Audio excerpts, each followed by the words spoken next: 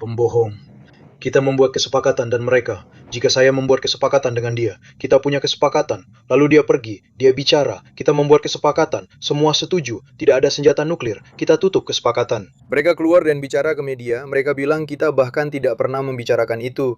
Ada yang salah dengan mereka gila. Trump mengakhiri semuanya terkait gencatan senjata setelah NATO memberikan dukungan penuh dan mengubah pertemuan puncak di Ankara menjadi panggung untuk langkah keras terhadap rezim Iran.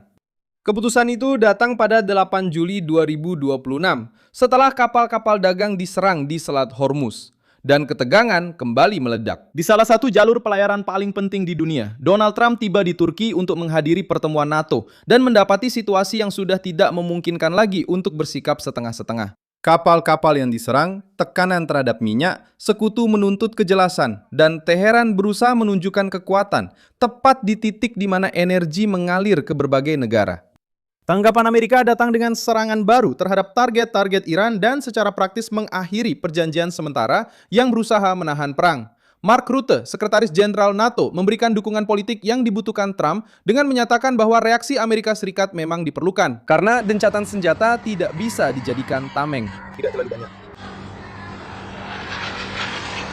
Apa yang disukai rakyat?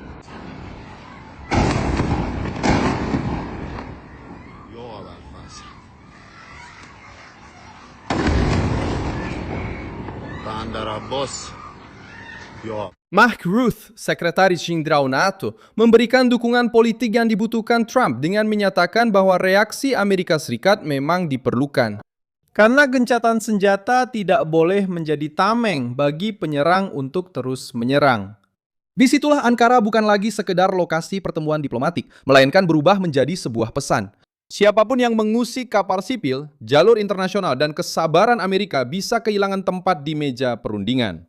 Apa sebenarnya yang diakhiri oleh Trump? Mengapa NATO mendukungnya? Saya akan segera memberitahumu semua itu. Jika kamu suka konten yang langsung ke intinya dan tanpa basa-basi seperti ini, pertimbangkan untuk berlangganan karena di sini ada video seperti ini setiap hari. Trump menyatakan di Ankara bahwa baginya kesepahaman sementara dengan Iran telah berakhir. Ada pertanyaan. Tuan Presiden, apakah gencatan senjata sudah berakhir? Apakah gencatan senjata sudah selesai? Apakah nota kesepahaman sudah mati? Itu pertanyaan yang sangat menarik bagi saya. Saya rasa sudah berakhir. Saya tidak mau berurusan dengan mereka lagi. Mereka itu sampah. Kamu tahu apa itu sampah? Mereka itu sampah.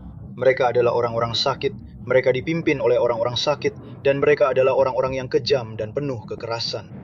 Pernyataan itu muncul setelah serangan yang dikaitkan dengan Teheran terhadap 3 kapal di Selat Hormuz. Contra 3 embarcações no Estreito. Hormuzdan setelah reaksi militer Amerika. Presiden Amerika Serikat menyatakan bahwa dia tidak ingin lagi berurusan dengan pimpinan Iran. Dan dia menganggap negosiasi itu sebagai buang-buang waktu. Dan bisnis, itu soal membuat kesepakatan. Seluruh hidup saya seperti itu sampai saya menjadi presiden. Saya pikir ini juga adalah kesepakatan, benar? Tapi saya menghasilkan banyak uang, sangat sukses, sangat luar biasa. Apapun yang saya lakukan, saya selalu berhasil. Dan saya berurusan dengan orang-orang ini dan saya bilang, mereka punya cara pikir yang sama sekali berbeda. Mereka pembohong, penipu, mereka orang-orang yang sakit. Mereka telah merugikan rakyat mereka sendiri. Itu bukan pemutusan yang dilakukan diam-diam, juga bukan nota birokratis yang dingin. Itu adalah pernyataan yang dibuat di tengah-tengah KTT NATO di hadapan para sekutu yang berusaha menjaga kesan persatuan. Sementara krisis mulai terjadi dan mempengaruhi perdagangan maritim, Trump memanfaatkan situasi ini untuk menggambarkan Teheran sebagai pelanggar gencatan senjata dan membenarkan respons Amerika. Dan mereka tidak tahu, saya rasa mereka tidak tahu apa yang mereka lakukan. Tapi mereka adalah orang-orang jahat, orang-orang yang sangat jahat. Ngomong-ngomong, saya rasa mereka tidak kompeten. Karena kalau mereka kompeten, mereka sudah membuat kesepakatan sejak lama. Seperti sekitar 47 tahun yang lalu. Jadi mereka sudah menimbulkan masalah selama 47 tahun. Dan mereka... Perintah tersebut menargetkan struktur yang terkait dengan kemampuan Iran untuk mengancam pelayaran.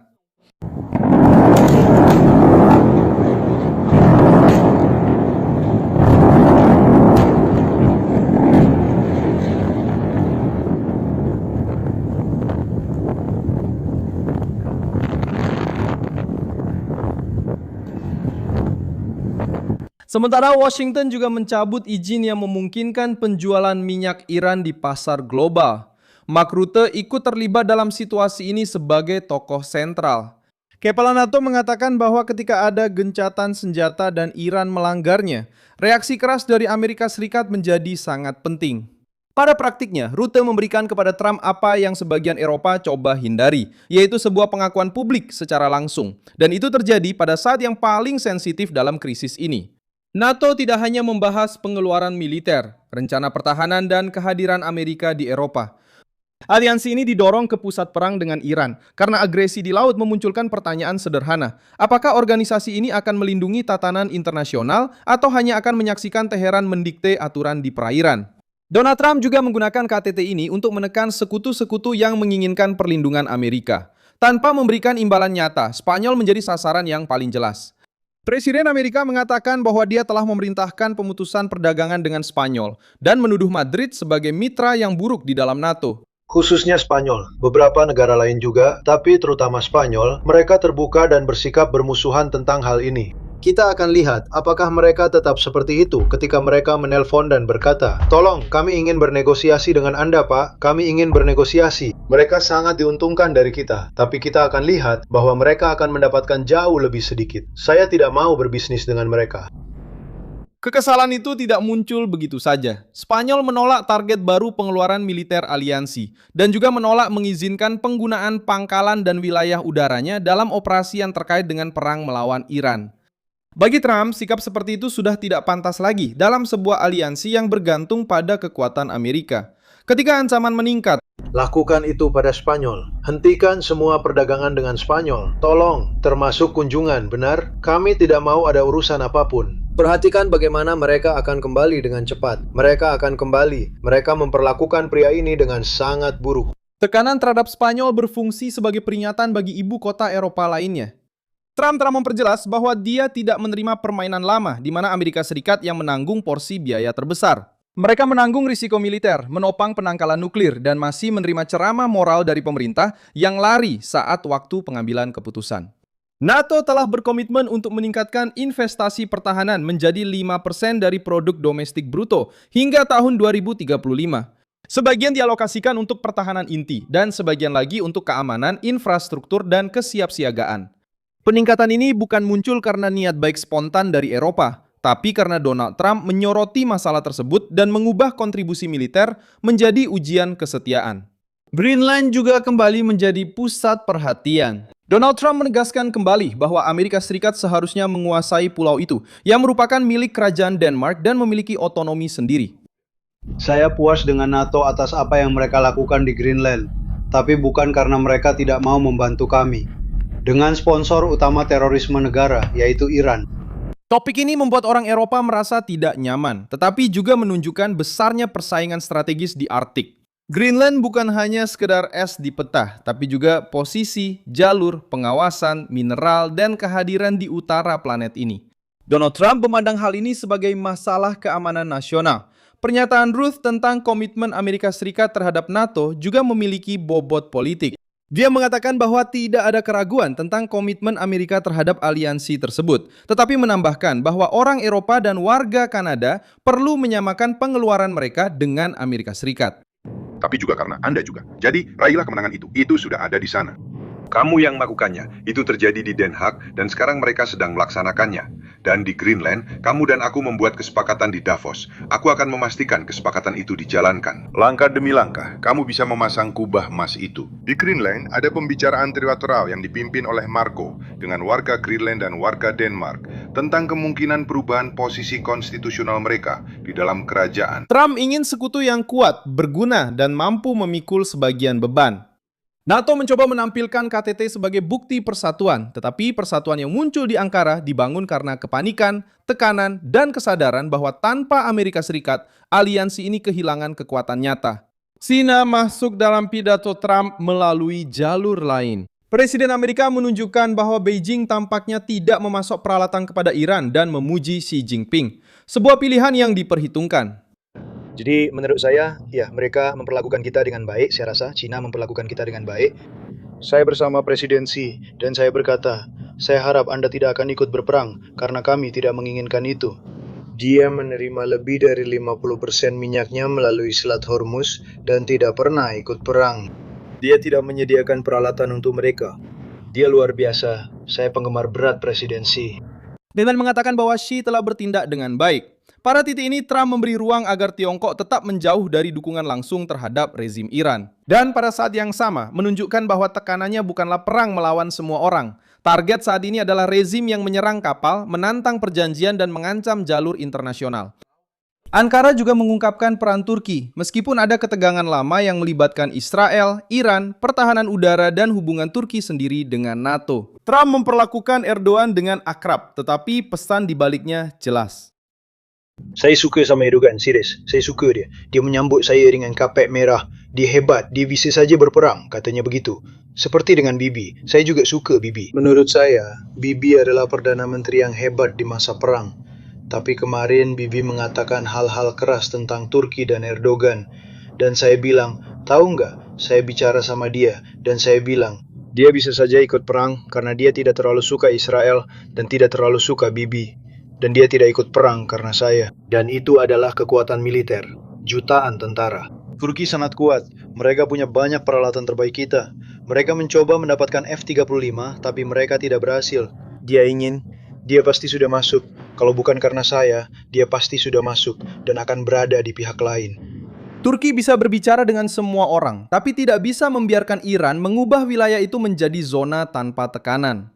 Kehadiran Trump di tanah Turki bersama Ruti dan di bawah pengawasan para pemimpin Eropa menunjukkan bahwa krisis Iran tidak hanya terjebak di Timur Tengah. Krisis itu memasuki ruang utama Aliansi Atlantik. Rezim Iran menanggapi dengan mencoba memperbesar ketegangan.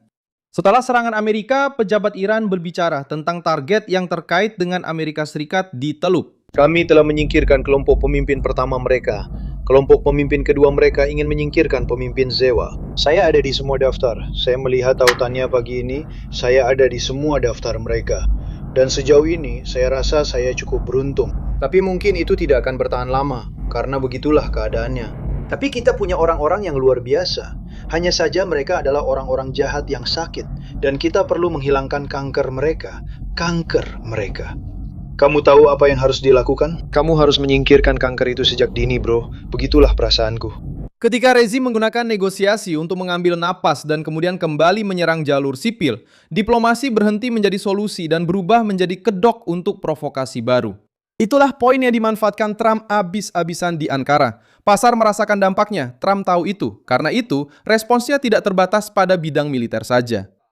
Dengan memotong izin penjualan minyak Iran, dia menyerang salah satu sumber kelangsungan hidup finansial rezim dengan pernyataan keras terhadap kepemimpinan Iran. Tapi itu bukan kebetulan. Trump menyebut para pemimpin itu sakit dan menegaskan bahwa dia tidak melihat adanya kepercayaan untuk pembicaraan baru dalam waktu dekat. Mereka pembohong, mereka penipu, mereka orang-orang sakit. Mereka menyakiti rakyat mereka sendiri. Mereka membunuh 54.000 orang yang sedang melakukan protes. Ketika ditanya, kenapa mereka tidak mengambil alih kekuasaan? Mereka tidak bisa karena mereka sudah mati, mereka dibunuh. Tidak ada yang bisa mengambil alih kekuasaan tanpa senjata. Mereka mati di bawah tembakan senapan mesin dari pihak lain. Media menutupi, tapi mereka adalah orang-orang jahat. Mereka adalah orang-orang jahat dan sejujurnya, saya tidak ingin membuang waktu saya dengan mereka. Sekarang, saya akan membiarkan para negosiator hebat kita melanjutkan pembicaraan jika mereka mau. Tapi saya rasa itu tidak akan terjadi. Bahasanya memang keras, tapi mengikuti logika saat itu. Dia ingin menunjukkan bahwa dia tidak menganggap Teheran sebagai mitra yang sulit, melainkan sebagai rezim yang menggunakan serangan, ancaman, dan kebohongan sebagai metode bagi siapapun yang membelanya. Satu putaran pembicaraan lagi. Jawabannya datang bersamaan dengan asap politik di Ankara. Negosiasi tanpa konsekuensi menjadi undangan untuk serangan berikutnya. Spanyol menjadi terisolasi sebagai contoh sekutu yang menantang Washington, tetapi masih bergantung pada payung Amerika. Tiongkok muncul sebagai pihak yang coba dijauhkan Trump dari poros Iran, sementara Turki tampil sebagai panggung dan jembatan. NATO keluar dari KTT dengan mencoba menunjukkan kekuatan, tetapi gambaran besarnya adalah Trump yang memimpin agenda, menekan sekutu, menghukum musuh, dan memaksa semua orang untuk memilih posisi. Gencatan senjata gagal karena Iran menguji batas yang salah. Bukan Trump yang mencari krisis buatan untuk tampil kuat. Serangan-serangan di Selat Hormuzlah yang menempatkan kapal-kapal dagang, energi, dan kredibilitas Amerika di meja yang sama. Bedanya, Trump tidak membiarkan kasus ini hanya menjadi pernyataan kecaman saja. Dia menggunakan KTT NATO untuk mengubah pelanggaran Iran menjadi respons militer, tekanan ekonomi, dan tuntutan terbuka terhadap sekutu-sekutu yang lemah. Terima kasih banyak sudah menonton video ini sampai akhir. Dukung proyek kami dan berkontribusilah secara finansial melalui kode Pix yang muncul di layar Anda. Kami adalah saluran independen, berfokus untuk memberi Anda informasi yang benar. Kontribusi Anda membantu kami untuk terus bertahan.